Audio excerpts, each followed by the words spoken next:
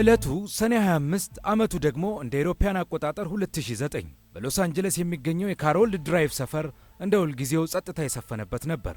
ከቀኑ 12 ሰዓት ከ21 ደቂቃ ላይ ግን ከታዋቂው መኖሪያ ቤት የተደወለው የ911 የአደጋ ጊዜ ጥሪ ይህንን ጸጥታ ለዘላለም ሰበረው። መስመሩ ላይ የነበረው ሰው በድንጋጤ እየተርበተበተ እዚህ አንድ ሰው በአስቸኳይ ሕክምና ያስፈልገዋል፣ መተንፈስ አቁሟል፣ የልብ ምቱን ለማስተካከል እየሞከርን ነው ግን ምንም ምላሽ የለም የሚል መልእክት አስተላለፈ።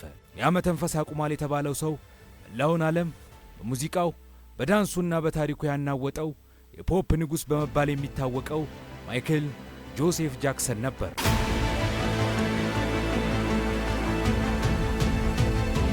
ከጥቂት ሰዓታት በኋላ ማይክል ጃክሰን በ50 ዓመቱ በድንገት ከዚህ ዓለም በሞት ተለየ የሚለው ዜና በዓለም ዙሪያ ተሰራጨ። ኢንተርኔት ተጨናነቀ። እንደ ጉግል፣ ትዊተር እና ዊኪፒዲያ ያሉ ታላላቅ ድረገጾች በሰዎች ፍለጋ ብዛት ለተወሰኑ ሰዓታት ሙሉ በሙሉ ሥራ ቆሙ። ዓለም በለቅሶ ተዋጠች። ለቅሶ ገና ሳይበርድ ግን አንድ እስከ ዛሬ ለሁሉም ሰው አጥጋቢ መልስ ያልተገኘለት ትልቅ ጥያቄ ተነሳ። ዕድሜው 50 ዓመት ብቻ የሆነው ከጥቂት ሳምንታት በኋላ ለሚጀምረው ታላቅ የኮንሰርት ጉዞ ሌሊትና ቀን ሲለማመድ የነበረው ጤናማው ማይክል ጃክሰን እንዴት በድንገት ሊሞት ቻለ? መጀመሪያ ላይ የልብ ሕመም ነው ተባለ። ፖሊስ ግን ወደ ቤቱ ገብቶ ምርመራ ሲጀምር ነገሩ ከልብ ሕመም በላይ ሆነ። እጅግ የጨለመና የተወሳሰበ የወንጀል ታሪክ መሆኑ ታወቀ። ይህ የዓለማችን ትልቁ ኮከብ የመጨረሻው እስትንፋስ የተፈጥሮ አልነበረም። ማይክል ጃክሰንን በትክክል ማን ገደለው? ከዛች የሁሉንም ልብ ከሰበረች አስከፊ ቀን በፊት ማይክል ከመሞቱ ጥቂት ወራት ቀደም ብሎ ወደ ነበረበት ሁኔታ እንመለስ። ማይክል ጃክሰን ላለፉት 12 ዓመታት ምንም አይነት ትልቅ የኮንሰርት ጉዞ አላደረገም ነበር።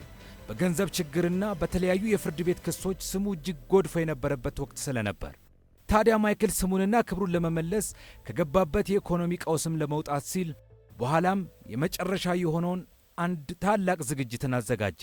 ርዕሱም ዚስ ኢዝ ኢት ይሰኛል። የመጨረሻው ማለት ነበር። በለንደን ከተማ ለ50 ቀናት የሚቆይ እጅግ ዘመናዊና ግዙፍ ኮንሰርት።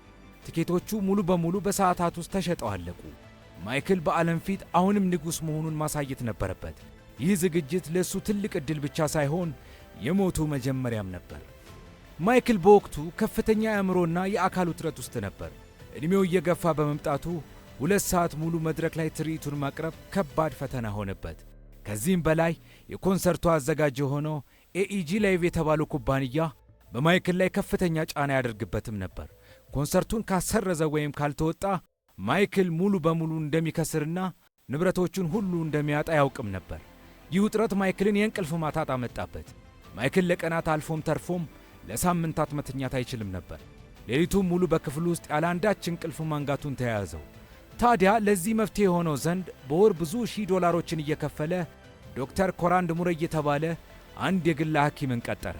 ነገር ግን ማይክል ከተራ የእንቅልፍ ክኒን ይልቅ በሆስፒታሎች ውስጥ ለከባድ ቀዶ ጥገና ብቻ የሚሰጠውን ሰውን ሙሉ በሙሉ የሚያደንዝዘውን ፕሮቶፎል የተባለውን ፈሳሽ መድኃኒት ምርጫውን አደረገ። ማይክል ይህንን መድኃኒት ፈሳሹ ነጭ ስለነበር ወተት እያለ ይጠራውም ነበር። ዶክተር ኮራንድ ሙሬይ በማይክል ቤት ውስጥ የራሱን ትንሽዬ ሆስፒታል ከፈተ። ይህ ግን ሕይወት አዳኝ ሳይሆን ገዳይ ሆስፒታል ነበር። አሁን ወደዛች የማይክል የመጨረሻ ሌሊት ልውሰዳችሁ። ሰዓቱ ከሌሊቱ 9 ሰዓት ይላል። ማይክል ጃክሰን ከልምምድ ለዕረፍት ወደ ቤቱ ይገባል። እንደ ሁልጊዜውም እጅግ ደክሞታል፣ መተኛትም አልቻለም። ዶክተር ኮራንድ ሙሬይ በማይክል አልጋ አጠገብ ተቀምጧል። ማይክል እንዲያስተኛው መለመን ጀመረ። ዶክተሩ መጀመሪያ የተለያዩ የእንቅልፍ ማስታገሻዎችን ቫሊዩም፣ አታቪን ቨርስ በደም ስሩ ሰጠው። ነገር ግን በማይክል ላይ ምንም ለውጥ አላመጡም። ማይክል አሁንም እንደነቃ ነው። ከጠዋቱ 4:40 ላይ ማይክል በከፍተኛ ጭንቀት እባክህ ትንሽ ወተት ስጠኝ፣ ካልተኛው የዛሬውን ልምምድ ማድረግ አልችልም፣ ኮንሰርቱ ይበላሽብኛል እያለ ዶክተሩን ልመና ተያያዘው። ከጠዋቱ 4:45 ላይ ሲሆን ዶክተር ኮራንድ ሙሬይ ትልቅ ስህተት ፈጸመ። 25 ሚሊግራም የሚሆን ፕሮቶፎል በደም ስሩ ሰጠው። ማይክል ወዲያውኑ አይኖቹን ጨፍኖ ወደ ጥልቅ እንቅልፍ ገባ።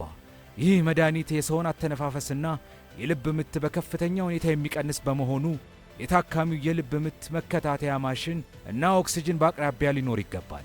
ከሁሉም በላይ ደግሞ ሐኪሙ ታካሚው እስኪነቃ ድረስ አንድም ሰከንድ ሳይርቅ በአጠገቡ መሆን አለበት። ዶክተር ኮራንድ ግን ምን አደረገ? ማይክል መተኛቱን ሲያይ ክፍሉን ትቶ ወጣ። በስልኩ ከተለያዩ ሴቶችና የሥራ ባልደረቦቹ ጋር ከ45 ደቂቃ በላይ አወራ። ከጠዋቱ 5:40 አካባቢ ዶክተሩ ወደ ክፍሉ ሲመለስ ማይክል መተንፈስ አቆሞ ነበር። ከንፈሮቹ ወደ ሰማያዊነት ተቀይረዋል። ዶክተሩ በጣም ደነገጠ። የሚገርመው ወዲያው ወደ 911 ደውሎ ከመጥራት ይልቅ የሕክምና ስህተቱን ለመሸሸግ በክፍሉ ውስጥ ያሉትን የመድኃኒት ጠርሙሶች መሰብሰብ ጀመረ። 911ም የተደወለው ማይክል መተንፈስ ካቆመ ከ1 ሰዓት በላይ ከቆየ በኋላ ነበር። የአምቡላንስ ሠራተኞች ሲደርሱ የማይክል አካል ቀዝቅዞ ነበር። ሆስፒታል ቢወሰድም የፖፕ ንጉሡ ሕይወቱ ማለፉ በይፋ ተነገረ። የማይክል ጃክሰን ሞት እንደተሰማ የሎስ አንጀለስ ፖሊስ መምሪያ ወይም ኤልፒዲ ሰፊ ምርመራ ጀመረ። የታዋቂው ኮከብ አስክሬን ተመርምሮ የሞቱ መንስኤ ይፋ ሲደረግ ዓለም በድጋሚ ደነገጠች። የሞቱ መንስኤ በከባድ በፕሮቶፎልና የቤንዞፒሳይድ ውህደት የመጣ መመረዝ ነው ተባለ። በሌላ አነጋገር ማይክል የተሰጠው የመድኃኒት መጠን ለቀዶ ጥገና የሚሆን እንጂ ለአንድ ሰው እንቅልፍ ለመስጠት የሚሆን አልነበረም። ፖሊስ የሞቱን መዝገብ በሰው እጅ የመጣ ግድያ ብሎ ፈረጀው። ዋናው ተጠርጣሪ ደግሞ ሌላ ማንም ሳይሆን ዶክተር ኮራንድ ሙሬይ ነበር። በ2011 ዓ.ም መላው ዓለም በቲቪ የተከታተለው ታላቁ የፍርድ ቤት ውሎ ተጀመረ። አቃቤ ሕግ ዶክተሩን እጅግ አስነዋሪ ቸልተኝነት የፈጸመ የሐኪምነት ሥነ ምግባር የጎደለውና ማይክልን ለገንዘብ ሲል የገደለ ብሎ ወነጀለው። በፍርድ ቤቱ ሂደት ላይ ይፋ የሆኑት ማስረጃዎች ግን እጅግ አስደንጋጭ ነበሩ። ዶክተሩ ማይክል መተንፈስ ካቆመ በኋላ የልብ መታሸት ወይም ሲፒአር ያደረገው አልጋው ላይ እንደነበረ ታወቀ። አልጋ ላይ ሆኖ ሲፒአር ማድረግ ፍራሹ ደረትን መጫን ስለማይችል ምንም ጥቅም እንደሌለው ማንኛውም የሕክምና ተማሪ ያውቃል። ዶክተሩ ግን ይህንን ያደረገው ማይክል ሆን ብሎ እንዲሞት ፈልጎ ነው ወይስ በድንጋጤ የሚለው ዳግመኛ ጥያቄን አስነሳ። በመጨረሻም ፍርድ ቤቱ ውሳኔውን አስተላለፈ። ዶክተር ኮራንድ ሙሬይ ያለ ፍቃድ ወይም በቸልተኝነት ሰው በመግደል ወንጀል ጥፋተኛ ተባለ። የተፈረደበት ቅጣት ግን 4 ዓመት ብቻ ነበር። ዓመቱ ማነሱ ብዙሃንን ያነደደ ጉዳይ ቢሆንም በሚገርም ሁኔታ ከዚህ 4 ዓመት ውስጥም በሰነቀው መልካም ባህሪ ምክንያት 2 ዓመት ብቻ ታስሮ ተፈታ። የማይክል ጃክሰን ቤተሰቦችና በሚሊዮን የሚቆጠሩ አድናቂዎቹ ግን በዚህ ፍርድ አልረኩም። ለአንድ የዓለም ኮከብ ሕይወት ማጠፍ 2 ዓመት እስራት። እውነቱ ይህ ብቻ ነው ወይስ ዶክተሩ ከጀርባ ያሉ ትላልቅ ሰዎችን ለመሸሸግ የተላከ የመሥዋዕት በግ ነበር? ብዙዎች ማይክል ጃክሰን የሞተው በሐኪሙ ስህተት ብቻ ነው ብለው ያምኑ። ከዚህ ይልቅ ማይክል ከመሞቱ በፊት በነበሩ ሳምንታት ለቅርብ ሰዎቹ ይናገራቸው የነበሩ የምስጢራዊ ንግግሮች አሉ። ማይክል ለእህቱና ለቅርብ ጓደኞቹ በስልክ ሲያወራ እንዲል ነበር። ሊገሉኝ ይፈልጋሉ። በሙዚቃ ኢንዱስትሪ ውስጥ ያሉ ታላላቅ ሰዎች ሊያጠፉኝ እየሞከሩ ነው። ታዲያ ማይክልን ሊገል የሚፈልገው ማን ነው? ለምንስ? መልሱ አንድ ትልቅ ሀብት ላይ ያተኩራል። የሶኒ ኤቲቪ የሙዚቃ ካታሎግ። በ1985 ዓ.ም ማይክል ጃክሰን እጅግ አስደናቂና ብልህ የሆነ የቢዝነስ ውሳኔን አደረገ። የታዋቂውን የቢትልስ ባንድ ዘፈኖች መብት ጨምሮ በሺዎች የሚቆጠሩ የሌሎች አርቲስቶችን ዘፈን መብቶች በ47 ሚሊዮን ዶላር ገዛ። በኋላ ላይ ይህ ካታሎግ ከሶኒ ሙዚቃ ጋር በመቀላቀል ሶኒ ኤቲቪ ተባለ። ይህ ካታሎግ በቢሊዮን የሚቆጠር ዶላርን የሚያወጣ በዓለም የሙዚቃ ኢንዱስትሪ ውስጥ እጅግ ውድ የሆነ ንብረት ነው። ማይክል የዚህ ኩባንያ 50 በመቶ ድርሻ ነበረው። ሶኒ ሙዚቃ የቀረው 50 በመቶ ድርሻ ከማይክል እጅ ለመግዛት ለዓመታት ቢሞክርም ማይክል ፍንክች አላለም ነበር። ከሞቱ ጥቂት ቀደም ብሎ ግን ማይክል ከፍተኛ የዕዳ ጫና ውስጥ ስለነበር ሶኒ ድርሻውን በቀላሉ እንደሚያገኝ አስቦ ነበር። ነገር ግን ማይክል ኮንሰርቱን አዘጋጅቶ ዕዳውን በሙሉ ሊከፍልና ንብረቱን ሊያስጠብቅ ተዘጋጀ። እዚህ ላይ ነው እንግዲህ ጥርጣሬው የሚጀምረው። ማይክል ኮንሰርቱን በተሳካ ሁኔታ ካጠናቀቀ ዕዳውን ይከፍላል። የሙዚቃው ካታሎግም ለዘላለም በእሱ እጅ ይቆያል። ሶኒ ግን ማይክል ከኖረ ይህንን ሀብት አያገኘውም። ማይክል ቢሞትስ?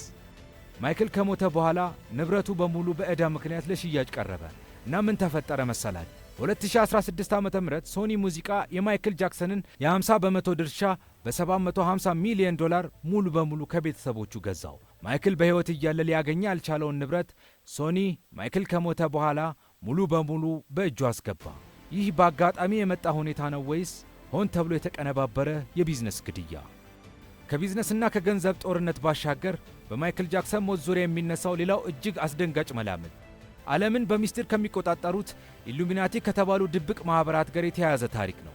የዚህ መላምት አቅራቢዎች እንደሚሉት ማይክል ጃክሰን በወጣትነቱ የዚህ ምስጢራዊ ቡድን አባል ነበር።